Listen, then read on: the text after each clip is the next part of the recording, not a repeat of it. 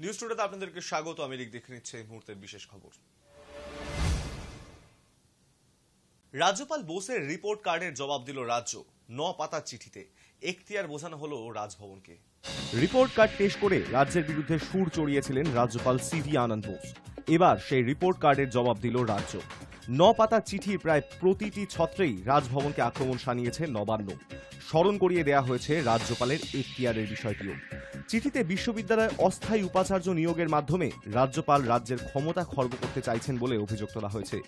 একই সঙ্গে উপাচার্য নিয়োগ নিয়ে সুপ্রিম কোর্টের সাম্প্রতিক পর্যবেক্ষণের প্রসঙ্গ উল্লেখ করে বলা হয়েছে, বিচারাধীন বিষয় নিয়ে ধৈর্য রাখতে পারছেন না রাজ্যপাল। সম্প্রতি গৌড়বঙ্গ বিশ্ববিদ্যালয়ের অস্থায়ী উপাচার্যকে পদ থেকে সরানো নিয়ে আবার প্রকাশ্যে আসে রাজ্যপালের সংঘাত। সেই ঘটনায় রাজ্যপাল তথা আচার্যের মনে ক্ষোভ পুঞ্জীভূত হয়। গত বুধবার রাজ্যপালের রিপোর্ট কার্ড নামে একটি বিবৃতি প্রকাশ করে বলা হয়, রাজ্য সরকারের উচ্চ শিক্ষা দপ্তরের বেআইনি আদেশে যে সকল উপাচার্য বিশ্ববিদ্যালয়ে কাজ স্তব্ধ করে রেখেছেন, আচার্য তাদের সতর্ক করেছেন। পশ্চিমবঙ্গ সরকার বিশ্ববিদ্যালয়গুলির ক্ষমতা কুক্ষিগত করতে চাইছে বলেও অভিযোগ করা হয় সেখানে। রাজভবনের বিবৃতিতে সুপ্রিম কোর্ট এবং হাইকোর্টের আদেশের কথা উল্লেখ করে আচার্যের ক্ষমতা স্মরণ করানো হয়। শুক্রবার সেই রিপোর্ট কার্ডেরই জবাব দিল রাজ্য। রাজ্যের বক্তব্য, রাজ্যের সঙ্গে কোনো আলোচনা না করেই এককভাবে পশ্চিমবঙ্গের বিশ্ববিদ্যালয়গুলিকে পরিচালিত করতে চাইছেন রাজ্যপাল বোস। সুপ্রিম কোর্টের পুরনো নির্দেশ এবং বিশ্ববিদ্যালয়ের বিবিধ প্রসঙ্গ উল্লেখ করে রাজ্যের চিঠিতে বলা হয়েছে, রাজ্যপাল নিয়ম মেনে চলছেন না। তিনি উচ্চ শিক্ষা প্রতিষ্ঠানগুলিকে ধ্বংস করে রাজ্যের পড়ুয়াদের অনিশ্চয়তার মুখে ফেলতে চাইছেন। রাজ্যের আরও অভিযোগ, যোগ্য ব্যক্তিদের উপাচার্য হিসেবে নিয়োগ করছেন না রাজ্যপাল। এর ফলে উচ্চশিক্ষার প্রতিষ্ঠানগুলিতে কাঙ্ক্ষিত উন্নতি হচ্ছে না বলেও দাবি করেছেন তারা। রাজভবনকে কটাক্ষ করে চিঠিতে বলা হয়েছে, রাজ্যপাল ভুলে যাচ্ছেন যে এই রাজ্যে একজন নির্বাচিত মুখ্যমন্ত্রী রয়েছে, যিনি বাস্তব পরিস্থিতি সম্পর্কে বেশি অবহিত থাকার কারণে উপাচার্য নিয়োগের ক্ষেত্রে বেশি দক্ষ। চিঠিতে আরও বলা হয়, মন্ত্রীর সঙ্গে আলোচনা করেই উপাচার্য নিয়োগ করার কথা রাজ্যপালের, কিন্তু বিধি না মেনে তিনি একাই সব সিদ্ধান্ত নিচ্ছেন। রাজ্যপাল সংঘাতের আবহেই শিক্ষামন্ত্রীর সঙ্গে বোসের সংঘাতের বিষয়টিও প্রকাশ্যে এসেছে। বৃহস্পতিবার সকালে রাজভবনের এক্স হ্যান্ডেল থেকে একটি পোস্ট করা হয়েছে। তাতে লেখা হয়, রাজ্যের শিক্ষামন্ত্রীর জন্য মুখ্যমন্ত্রী মমতা বন্দ্যোপাধ্যায়ের সঙ্গে রাজ্যপালের সম্পর্ক নষ্ট হচ্ছে। রাজভবনের সেই পোস্টকে উদ্ধৃত করে পোস্ট করে সংবাদ সংস্থা পিটিআইও। কিন্তু বেলা গড়াতেই দেখা যায় রাজভবনের দুটি পোস্ট মুছে গিয়েছে, কিন্তু পিটিআই তাদের পোস্ট রেখে দেয়। পিটিআই এর তরফে জানানো হয়, রাজ্যপাল বোস ব্রাত্যকে সরানোর সুপারিশ করছেন। গোটা বিষয়টিকে হাস্যকর বলে অভিহিত করেছেন শিক্ষামন্ত্রী। সম্প্রতি তৃণমূলের অধ্যাপক সংগঠন ওয়েবকুপার সভা বসেছিল গৌড়বঙ্গ বিশ্ববিদ্যালয়। সভাপতি হিসেবে সেখানে উপস্থিত ছিলেন শিক্ষামন্ত্রী ব্রাত্য বসু। ঘটনাচক্রে সেই সভার পরে গৌড়বঙ্গ বিশ্ববিদ্যালয়ের উপাচার্যর পদ থেকে অপসারিত হয় রজত কিশোর। তারপরেই সোমবার রাজ্যপালের প্রতি ক্ষোভ উগরে দিয়েছিলেন শিক্ষামন্ত্রী। এক সাক্ষাৎকারে ব্রাত্য বসু বলেন, এই লোকটার পাগলামি এবং বোকামি দেখতে দেখতে রাজ্যবাসী ক্লান্ত হয়ে গিয়েছে। দুদিন আগে উত্তরবঙ্গ আমাদের রাজ্য অধ্যাপক সংগঠন ওয়েবকুপার কনভেনশন হয়, সেখানে কার্যকারী উপাচার্য ছিলেন না, কিন্তু রাজ্যপালের গোসা হয়েছে। প্রসঙ্গত, সুপ্রিম কোর্টের উপাচার্য নিয়োগ নিয়ে জট কাটাতে রাজ্যের মুখ্যমন্ত্রী এবং রাজ্যপাল তথা বিশ্ববিদ্যালয়গুলির আচার্যকে আলোচনায় বসার পরামর্শ দিয়েছিল। প্রথমে রাজ্যপাল সুপ্রিম কোর্টের লিখিত নির্দেশ নেই বলে একটি অবস্থান নিয়েছিলেন। তা নিয়ে সুপ্রিম কোর্টের প্রশ্নের মুখে পড়তে হয় রাজ্যপালের আইনজীবীকে। তারপর রাজ্য এবং রাজভবনের মধ্যে বৈঠক হলেও তা ফলপ্রসূ হয়নি। এর জন্য বোসকেই দায়ী করেছে রাজ্য। Hi news network. যাদবপুরে সিপিআইএম প্রার্থী সৃজন ভট্টাচার্যের সমর্থনে লেখা একাধিক দেওয়াল লিখন মুছে দেওয়া এবং তাতে কালি লেপে দেওয়ার অভিযোগ উঠল তৃণমূলের বিরুদ্ধে। যাদবপুরে সিপিএম প্রার্থী সৃজন ভট্টাচার্যের সমর্থনে লেখা একাধিক দেওয়াল লিখন মুছে দেওয়া এবং তাতে কালি লেপে দেওয়ার অভিযোগ উঠল। এই ঘটনায় স্থানীয় সিপিএম নেতৃত্ব তৃণমূলকেই কাঠগড়ায় তুলেছে। অভিযোগ অবশ্য উড়িয়ে দিয়েছে রাজ্যের শাসক দল। যাদবপুর লোকসভা কেন্দ্রের আওতাধীন রাজপুর সোনারপুর ওয়ার্ডের 21 নম্বর ওয়ার্ডে সিপিএম এর একাধিক দেওয়াল দেখিয়ে সিপিএম এর দাবি, রাতের অন্ধকারে তৃণমূলের দুষ্কৃতীরা এই সমস্ত কাজকর্ম করে বেড়াচ্ছে। ওই ওয়ার্ডে তৃণমূল কাউন্সিলরের নেতৃত্বেই দেওয়াল মুছে দেওয়ার কাজ চলছে বলে দাবি সিপিএম এর। স্থানীয় বাম কর্মী এই প্রসঙ্গে বলেন, অনেকদিন ধরে তৃণমূল এই সমস্ত কাজ করছে, ওদের নেতাদেরও বিষয়টা আমরা জানিয়েছি।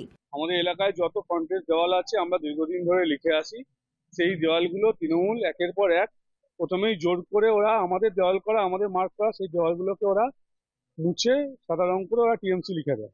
তারপরেও আমাদের সঙ্গে বচসা হয়, দু একবার মানে বিভিন্ন কারণ নিয়ে তর্কাতর্কি হয়। তারপরে আমরা দেখা যাচ্ছে যে আমাদের লেখা দেওয়াল, সেই লেখা দেওয়ালগুলোকে ওরা রাতের অন্ধকারে চুন করে দিচ্ছে, কালি ছিড়িয়ে দিচ্ছে, এই যে দেখতে পাচ্ছেন এইভাবে করছে। আমরা ওদের সঙ্গে বারবার করে ওদের নেতৃত্বের সাথেও আমরা কথা বলেছি। ওরা বলছে যে তোমরা করনি কেন, কে করছে না করছে হ্যান ত্যান। কিন্তু ওদের সঙ্গেই আমরা যখন আমাদের দেওয়াল আমরা পুনরুদ্ধার করতে যাই, তখন ওরা এসে বাধার সৃষ্টি করে, হুমকি দেয়। কিন্তু এইগুলো কি দিনের পর দিন চলতে পারে বলুন তো একটা ব্যাপার। আমরা দীর্ঘদিন ধরে আমরা এখানে দেওয়ালগুলো লিখে আসছি। এখন যারা যারা আসছে সব নতুন নতুন ছেলেদেরকে পাঠাচ্ছে, তারা মাস্তানি করছে, গুন্ডামি করছে, বাজে ব্যবহার করছে, বলছে যে আমরা করব, তোমরা যখন ক্ষমতা আছে তখন করবে, এরকম ধরনের কথাবার্তা বলছে। দেওয়াল মোছার অভিযোগ নিয়ে মুখ খুলেছেন সিপিএম প্রার্থী সৃজন ভট্টাচার্য। তিনি জানিয়েছেন লাল ঝান্ডা ক্রমশ শক্তিশালী হচ্ছে, তাই তৃণমূল ভয় পাচ্ছে।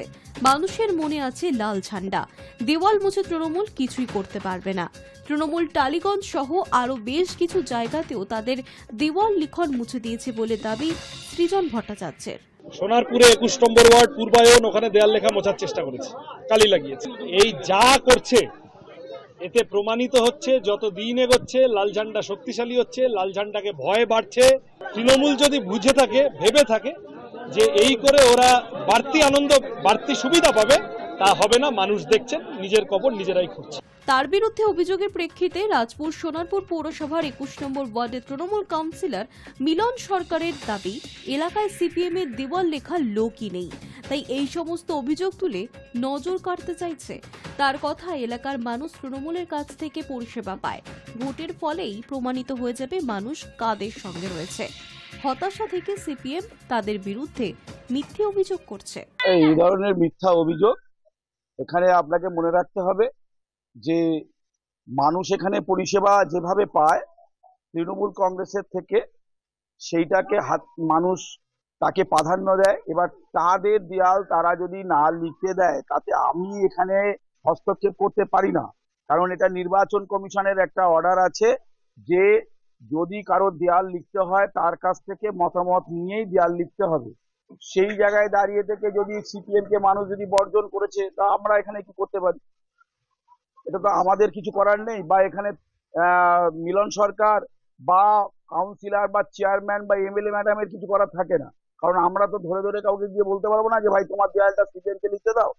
কারণ তারা তৃণমূল কংগ্রেসের কাছ থেকে সমস্ত পরিষেবা পায় সকাল থেকে রাত পর্যন্ত। তো তারাই বক্তব্য, দাদা আমরা এখানে আমার দেয়ালটা আমি তৃণমূল কংগ্রেসকে লিখতে দেবো। তো এই জায়গায় দাঁড়িয়ে থেকে যদি তাদের এই আবেগ উচ্ছ্বাস থাকে, এটা গণতান্ত্রিক একটা শ্রেষ্ঠ উৎসব, সেই উৎসবে তারা চায় যে তৃণমূল কংগ্রেসের সিম্বল, তৃণমূল কংগ্রেসের যে প্রার্থী তার নাম তারা লিখতে চাইছে। তো তৃণমূল কংগ্রেস ছাড়া অন্য কাউকে লিখতে দেবে না, বা সিপিএম বা বিজেপি তারা লিখতে গিয়ে তারা যদি সেই বাড়ির মালিকের কাছে বাধাপ্রাপ্ত হয়, এটার দায়িত্ব আমার নয়। Hi news Network. 4টি ভোট, 4টি জোট, 4টি জট। 8 বছর কেটে গেল, কাঁটা বেছে খেতে শিখল না আলিমুদ্দিন স্ট্রিট। এক সাক্ষাৎকারে মোহাম্মদ সেলিম বলেছিলেন, কাঁটা বেছেই মাছ খেতে হবে, কিন্তু কথা দিচ্ছি গলায় আটকাবে না। কিন্তু নওশাদ সিদ্দিকী সংক্রান্ত পরিস্থিতি যেদিকে গেল, তাতে জটায়ু থাকলে নির্ঘাত প্রশ্ন তুলতেন, কাঁটা কি ওরা বেছে খায়? নওশাদের নিয়ে তার এবং তাদের আশার কথা শুনিয়েছিলেন সিপিআইএম এর রাজ্য সম্পাদক মোহাম্মদ সেলিম।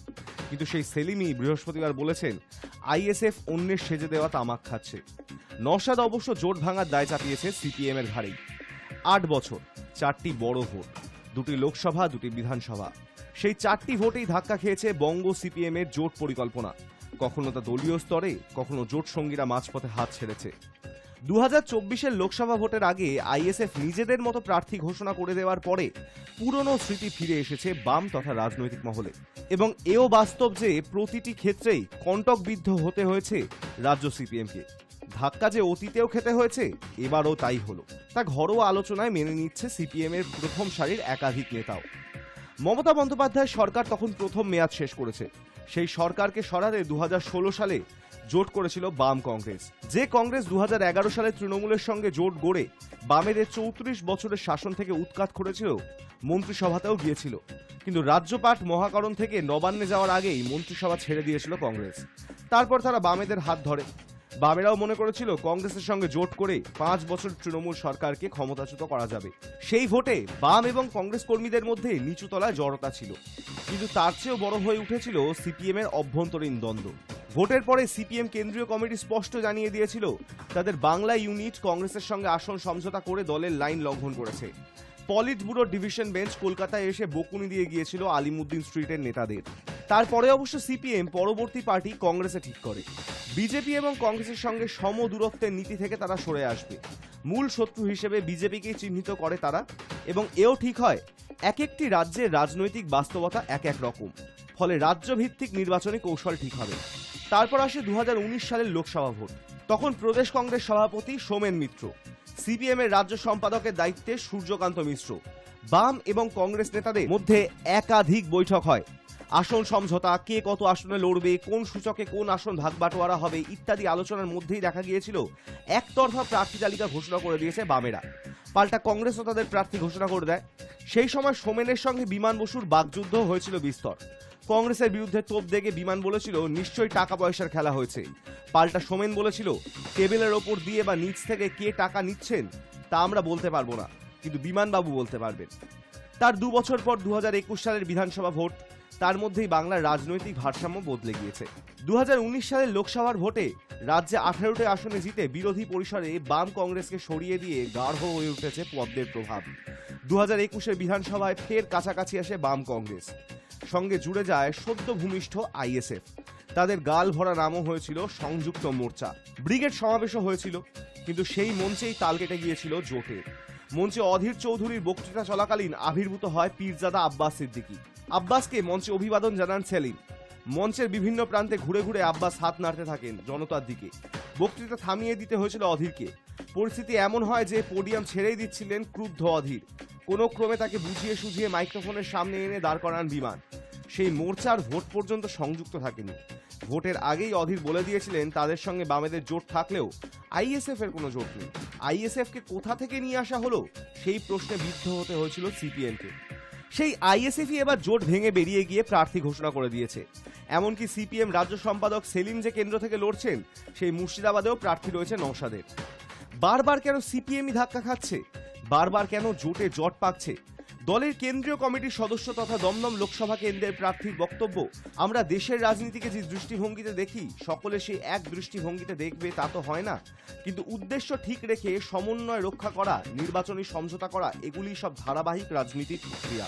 কখনো তা মসৃণ হবে, কখনো হবে না, কিন্তু আমাদের উদ্দেশ্য একটাই, দেশ বাঁচানো, সংবিধান রক্ষা করা।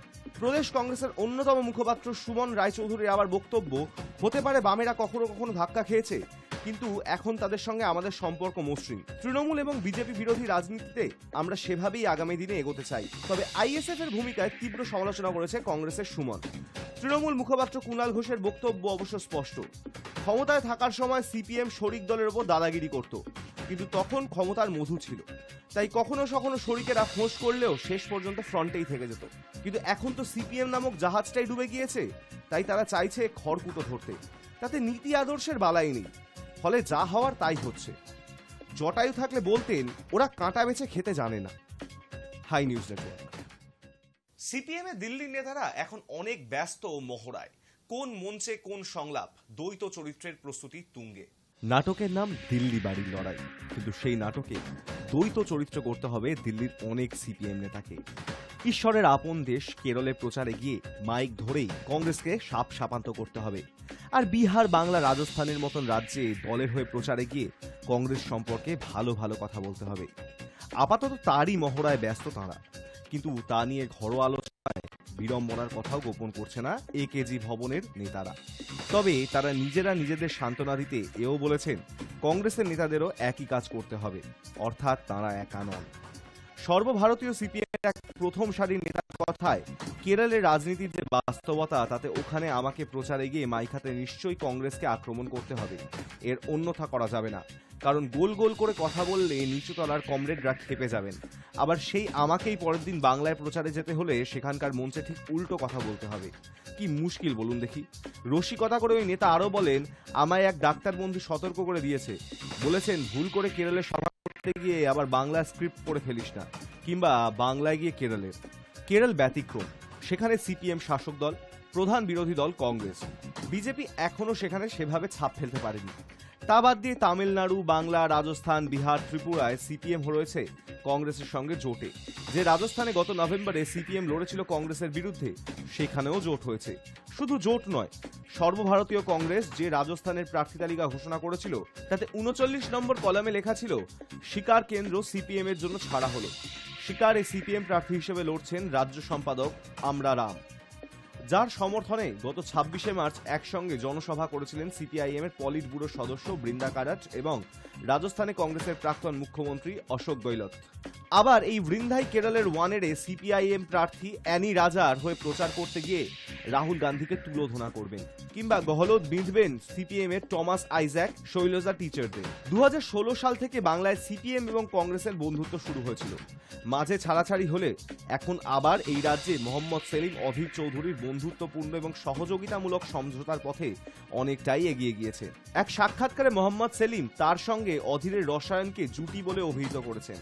সেলিম সিপিএম এর পলিট ব্যুরো সদস্য, তিনি যদি কেরলে যান তাহলে তাকেও মাইক ধরে অধীরের দলকে তুলোধনাই করতে হবে। পরিস্থিতি বুঝে তৃণমূলের মুখপাত্র কুণাল ঘোষ কটাক্ষ করেছেন সিপিএম এবং কংগ্রেসকে। তার কথায় এইটাই হলো দেউলিয়া রাজনীতির পরিণতি। সিপিএম কংগ্রেস নেতাদের এখন অভিনেতা সাজতে হচ্ছে, সংলাপ মুখস্থ করতে হচ্ছে। তবে বাংলায় তারা যেই সংলাপই বলুন, সিনেমা ফ্লপ হবে, লোক হলে যাবে না। Hi news Network. মুর্শিদাবাদের লালবাগের বিভিন্ন এলাকায় ঘুরে মূলত গঙ্গাপাড়ে পশ্চিম এলাকাগুলিতে প্রচার সারলেন মোহাম্মদ সেলিম। তিনি কি বললেন আমরা শুনবো। তৃণমূল এখানে মাটি করে দিচ্ছে, তবে তো আরএস হেলিকপ্টার নেমেছে রাজ্যে। এটা তো সিম্বলিক নয়, এটাই আসল কথা। তৃণমূল যে সাঁতারে যখন দেখবে ড্রাইভার সুইমিং পুলে ডাইভিং নামে না, যখন ঝাঁপ দেয় তখন ডাইভিং বোর্ড থাকে, নিচে স্প্রিং বোর্ড থাকে। তৃণমূল হচ্ছে আরএসএস এর লঞ্চিং প্যাড, স্প্রিং বোর্ড। আগে তৃণমূল জায়গাটা তৈরি করে নিয়েছে, তারপর বিজেপি হেলিকপ্টার নামছে। গোটা জঙ্গল সাফ হয়ে যাচ্ছে, গোটা দেশের নদী ঝর্ণা সব বেঁচে দিচ্ছে, পুকুর জলাশয় সব বুঝিয়ে দিচ্ছে। আর বাগান এর ক্ষেত্রে তো কুনজর পড়েছে মমতা ব্যানার্জির। মুর্শিদাবাদ, মালদা সবচেয়ে ভালো ভালো আমগুলো আরএসএস কে পাঠায় প্রত্যেক বছর। এখন মমতা ব্যানার্জি নিজের বেগম ফুলি দেখাচ্ছেন, প্রত্যেক বছর দেখবে ঝুড়ি করে আম কেন্দ্রীয় মন্ত্রিসভার কাছে, আরএসএস এর লোকেদের কাছে পাঠিয়ে দিচ্ছে, সবচেয়ে ভালো ভালো আম। আর আম চাষিদের হচ্ছে লাভ হচ্ছে না। সেখানে দাঁড়িয়ে আম সংরক্ষণের ব্যাপার, বিদেশে পাঠানোর ব্যাপার, এক্সপোর্ট কোয়ালিটির আম তৈরি করার ব্যাপার, তার সেলফ লাইফ বাড়ানোর কথা, আধুনিক বিজ্ঞান প্রযুক্তিকে ব্যবহার করা। মুঘল আমলে, নবাবী আমলে আমের যত রকমের ভ্যারাইটিস তৈরি হয়েছিল, এখন তার থেকে আরো বেশি ভালো করা যায় হচ্ছে তোমার গিয়ে বায়োটেকনোলজি এমন ডেভেলপ করেছে। সেদিকে তো নজর দিচ্ছে না। কে কাকে খুশি করবে সেটা দেখাচ্ছে। মোদি মমতাকে শাড়ি পাঠাচ্ছে আর মমতা মোদিকে আম পাঠাচ্ছে। ওয়াটগঞ্জে মৃতার দেহের নিখোঁজ অংশ গঙ্গায় ফেলে দেন ভাসুর, এলাকার সিসি ক্যামেরা দেখছে পুলিশ। ওয়াটগঞ্জে নিহত মহিলার দুটি হাত, পায়ের পাতা এবং বুকের নিচের অংশের খোঁজ নেই। পুলিশ মনে করছে দুর্গা সরখেলের দেহের ওই অংশ নদীতে ফেলে দিয়েছেন অভিযুক্ত নীলাঞ্জন সরখেল। সুইং ব্রিজ এবং দইঘাটের মাঝের কোনো জায়গায় ফেলা হয়েছে। এই এলাকায় বসানো সিসি ক্যামেরা ফুটেজ খতিয়ে দেখছে পুলিশ। তদন্তে আরও জানা গিয়েছে, মৃতার স্বামী তার দাদা তথা খুনে অভিযুক্ত নীলাঞ্জনের থেকে ৫,০০০ টাকা নিয়েছিলেন। তা নিয়ে ঝামেলা চলছিল, সে কারণেই খুন করা হতে পারে দুর্গাকে।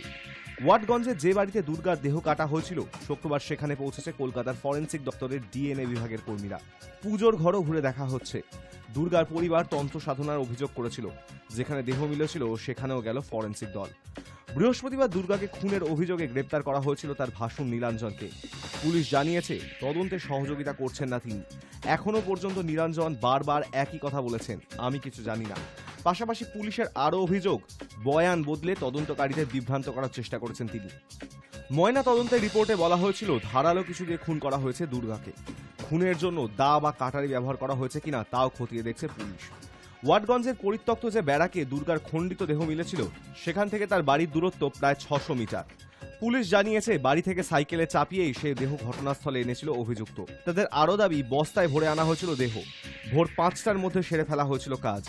পুলিশ সূত্রে খবর, দুর্গা খুনের তদন্তে ইতিমধ্যেই কিছু সিসিটিভি ফুটেজ উদ্ধার হয়েছে। দুর্গাদের বাড়ির ঠিকানা 23B হেমচন্দ্র স্ট্রিট। সেই বাড়ির উল্টো দিকের বাড়ির সামনেই সিসি ক্যামেরা বসানো হয়েছে। সেই ক্যামেরার ফুটেজ খতিয়ে দেখছে তদন্তকারীরা। তাতে একবার দেখা গিয়েছে হাতে প্লাস্টিক নিয়ে বাড়ি থেকে বেরোচ্ছে নীলাঞ্জন, তারপরে আবার বাড়িতে ঢুকতেও দেখা গিয়েছে তাকে। পুলিশের ধারণা, ওই প্লাস্টিক ব্যাগে করেই সরানো হয়েছে দেহাংশ। দেহের কিছু অংশ তিনি জলে ফেলে দিয়েছিলেন। কোথায় ফেলেছেন তার খোঁজার চেষ্টা করছে পুলিশ। মঙ্গলবার দুপুর ৩টে নাগাদ ওয়াটগঞ্জ এলাকায় সত্য ডাক্তার রোডের পাশে পাঁচিল ঘেরা একটি পরিত্যক্ত জায়গা থেকে প্লাস্টিকের ব্যাগে দুর্গার দেহাংশ মিলেছিল। ২০০৭ সালে দুর্গার বিয়ে হয় ওয়াটগঞ্জের বাসিন্দা ধনী সরকেলের সঙ্গে।